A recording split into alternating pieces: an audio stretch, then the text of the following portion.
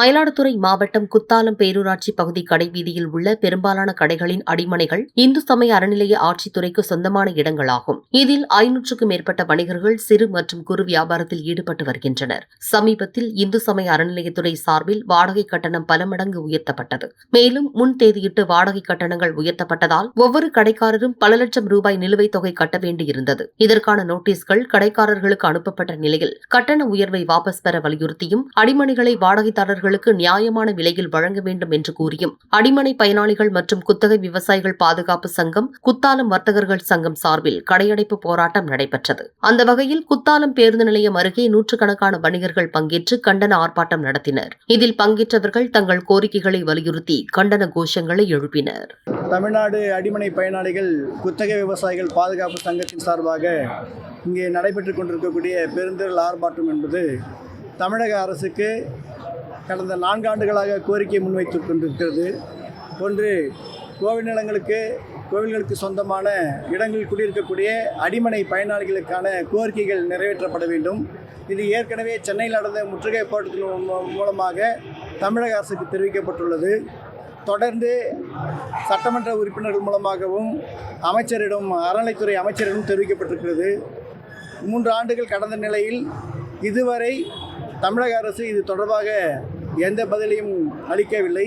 சட்டமன்றத்திலே மாண்புமிகு அறநிலைத்துறை அமைச்சர் சேகர்பாபு அவர்கள் தமிழக முதல்வர் இதற்கான சரியான தீர்வை சொல்லுவார் என்று கூறிய பிறகு ஓராண்டு கடந்துவிட்டது.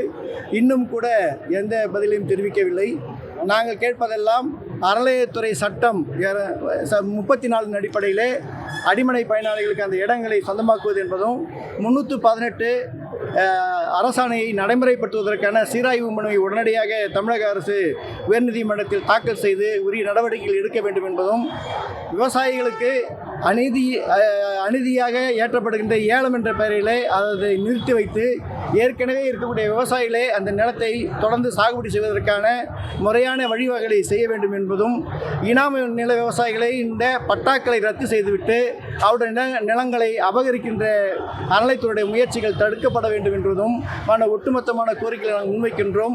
இது தொடர்பான இந்த கோரிக்கைகள் நிறைவேற்றப்படுவதற்கான அனைத்து வகையிலும் நாங்கள் ஜனநாயக ரீதியாக தொடர்ச்சியான போராட்டம் முன்னெடுத்து வருகின்றோம்.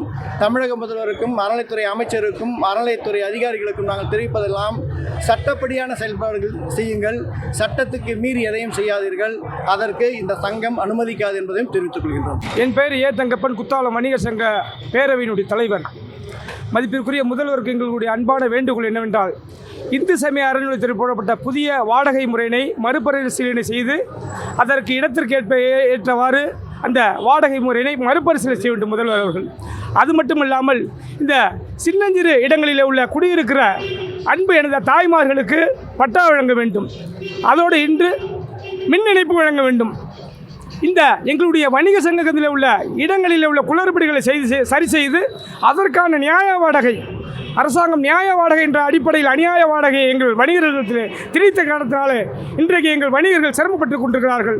மதிப்புக்குரிய முதல்வர் அவர்களும் இந்து சமய அறநிலையத்துறை அமைச்சர் அவர்களும் இதை பரிசீலனை செய்து மீண்டும் எங்களுடைய வணிகர்களுடைய தீராத பிரச்சனைக்கு முற்றுப்புள்ளி வைக்க வேண்டும்.